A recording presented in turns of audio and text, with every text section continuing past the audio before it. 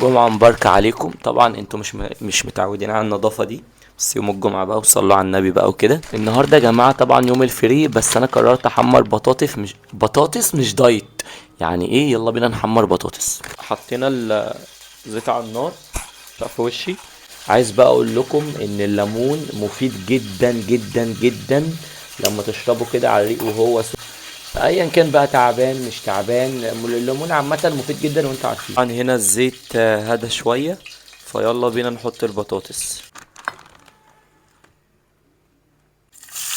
كده انا مش عايز اكتر اكتر من كده الصراحه عشان الدايت ما يبص، فانتوا لو عايزين تكتروا كتروا بقى يوم الفري. انا عن نفسي هحط معلقه سكر صغننه خالص، علشان برضو لو سكر دايت هيبقى احسن. صدقوني الناس اللي عايزه تخس حلوه قوي. ونص ليمونه او الليمونه كامله، انا عن نفسي بحط الليمونه كامله.